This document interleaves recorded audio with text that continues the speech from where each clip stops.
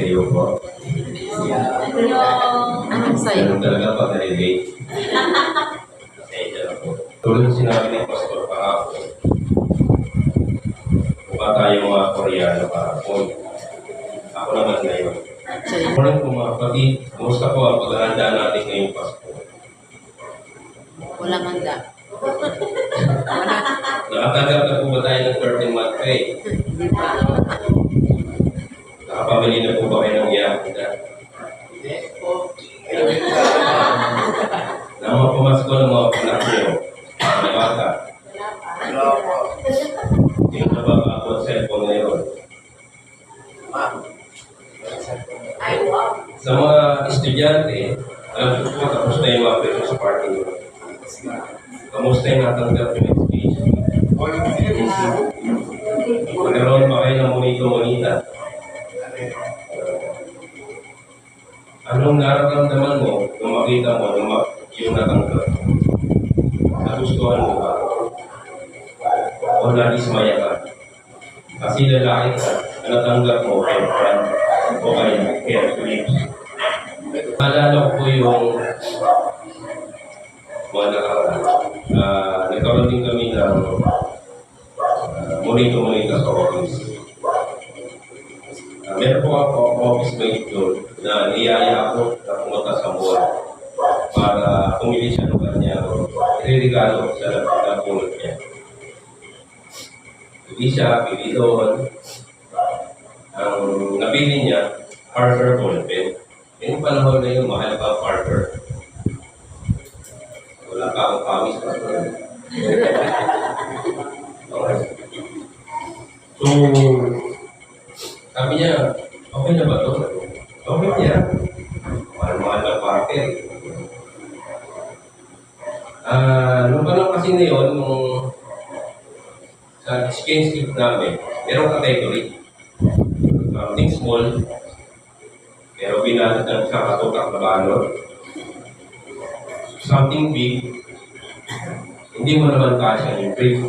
Hindi nga siya yung brief na pagkakaman na size. Something colorful, hindi ako yung nakatanggap ng colorful na polo.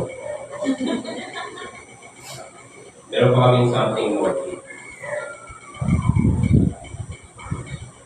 Yung nung bigayin ako, nagulat ako kasi ako pala yung nabunod niya. Ako yung nakatanggap ng partner. Ang hindi niya alam, ako rin na nakabunod sa kanya. Pero hindi ko siya tinanong kung anong gusto niya. Sinabot ko sa kanya, kung sabi, tingin na tayo ng bago na binigay sa akin. Tuwa ako kasi partner ako. Siya tuwan-tuwa rin. Kasi nabili ko sa kanya, yung baril man ng Baguio. Umalak ka. Mga kapatid sa text ng binasa natin ay ito isang istorya ng kapaskuhan na kung saan na nabalitaan ni Haring Herodes na may mga pantas na nagkakapal upang dalawin ang bagong silang na tagapagligtas sa pamamagitan ng pagsunod sa liwanag ng araw.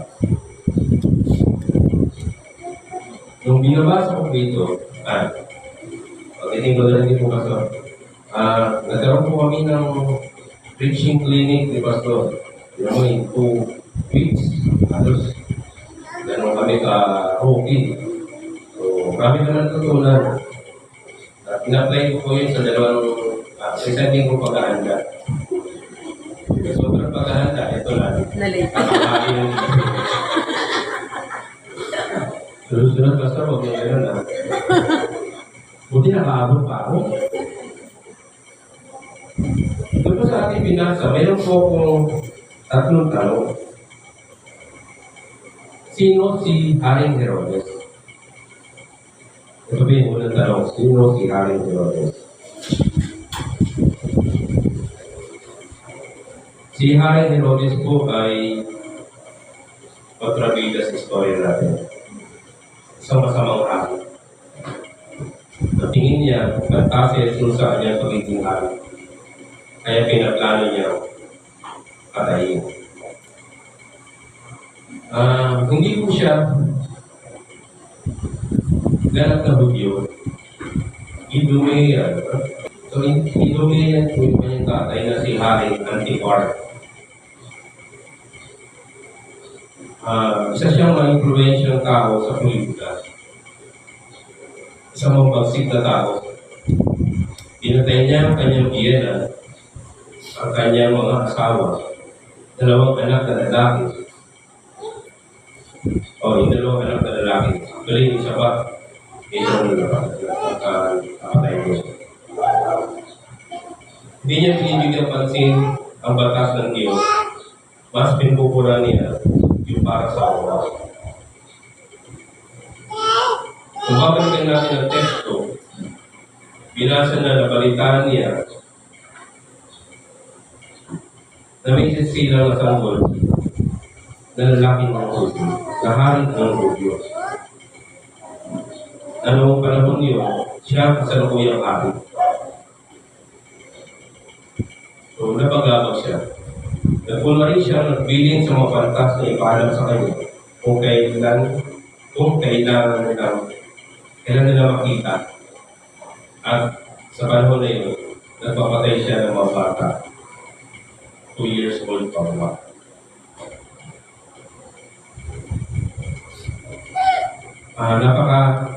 Sabihin natin, napakasama ng Haring Herodes. Para lang ma-retain yung kanyang posisyon, kailangan ko gawin yun. Isa pa sa natatandaan ko na basa ko, si Haring Herodes daw ay paranoid. So pag sinabi natin paranoid, kung bang marami kang inisip na hindi maganda yun sa kausap ko. So yun yung naging buhay ni Haring Herodes. Herodes. Pangalawang tanong po is sino ang mga pantas? Ang mga pantas na lalaki ay nagmula sa silangan. Sila po ay mga scholars na Persian.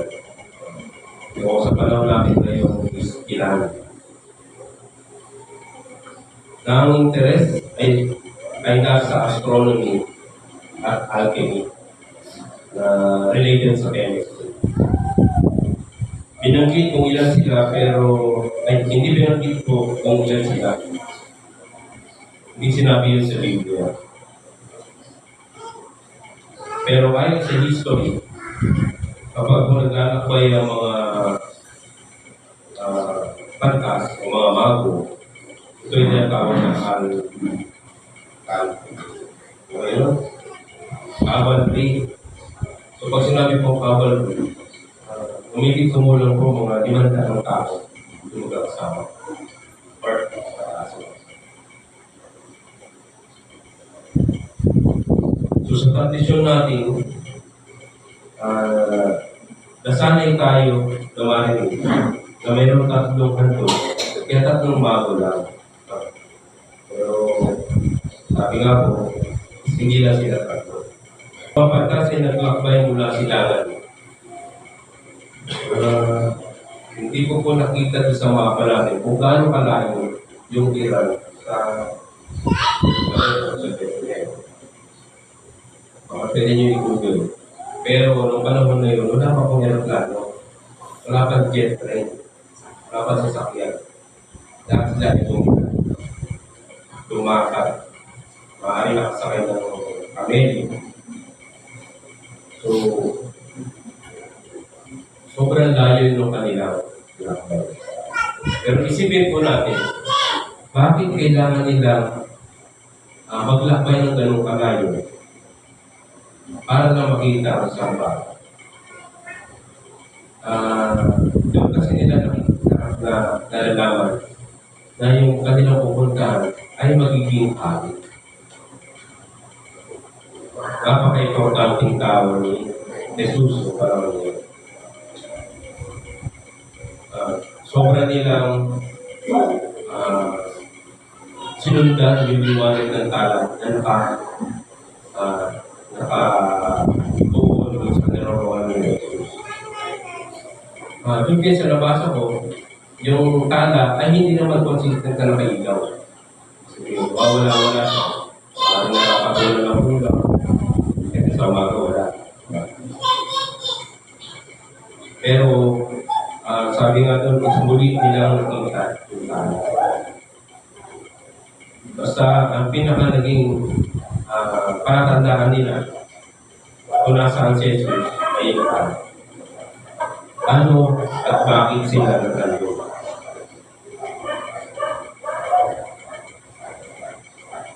At dala nga nila ang handog dito na karaniwang niregalo sa mga hari. Dahil simbolo ito ng pagiging hari at paharlika. So, mababasa natin yun sa mga hari 9, 14, sa 26. Tapos, ang regalo para sa hari ng mga hari. So, ibigay ang tungkol ito sa Timothy, 1 Timothy 6:15. Ang pangalawa kong handog ay kamangyan. Naalala ko tuloy yung pinanonood ng iba na vlogger. Bigyan ko kayo. Ang halaga nito, mahal pa rin. Ang kamanyang ay gamit noon bilang mabangong insenso at pabango. Ito ay galing sa mabangong galga ng puno at gamit doon sa mga ordinansa ng priesthood. Sa pagsunog ng mga alay at sa langis para sa mga saserdote na papahin ng langis. Sa gayon, maaaring itong kumatawan sa priesthood ng Panginoon at sa kanyang tungkol bilang ordinary ng Diyos. Ang pangatlong handog ay ang mira. Isang mapait na langis mula sa gamit ng puno ay mahalaga rin. Marahil ay mas nakakatulong ito kina Maria at Jose bilang gamot. Ang mira ay karaniwang nauugnay sa pag-imbalsamo at dilim. Nagpa-preserve ito. Television check ang 119:39. Ang mga gamit ng mira bilang gamot ay sumasabit sa pagdating ng asaw at pagpagaling ni Kristo. So, kung tutuusin sa panahon ngayon, yung mga offerings na to, yung mga handog na to, lalabang sa Biblia, ay ibinibigay sa mga hari. Pag hari ngayon, o sabihin natin presidente na, anong ini-expect mo makakita? Cash? Sasakyan, di ba? Iba na ang panahon natin ngayon. Mga kapatid, ang malaking tanong is tayo ba ay tulad ni Hari Herodes na sa ating karatayuan ay ayaw nating ipapalit na sa atin. Kaya gagawa tayo ng paraan para mapanatili natin ang ating estado. Maski pagkawalang bahala ng Diyos o tayo tulad ng mga pantas na nanagising, kilalanin, hanapin at abutin ng Diyos. Sundin ang ating puso upang puntahan, sambahin at handugan. Ibigay ang ating best gift sa Panginoon. Ang muli-muli tayo sa tradisyon upang ipakita ang pagbibigay at pagmamahal sa isa't isa. Ang diwa nito ay pusang loob na pagbibigay ng mga kasiyahan sa puso na nagpapakita ng espiritu ng kabuting loob at pagmamahal. Inihikayat po tayo ng bawat isa magbigay na may bukas na palad at may tamang layunin. Ang maliit na regalo o mula sa puso ay nagiging malaking pagpapala sa iba. Ang pagbibigay ay ng may kasayahan sa puso ay nagpapakita ng ating pagtanaw ng magandang loob sa Diyos na unang nagbigay ng pinakamalaking regalo, si Jesus. Maraming salamat po sa inyong pagkikinig. Pagdating po natin ang mensahe ko mula sa ating Panginoon.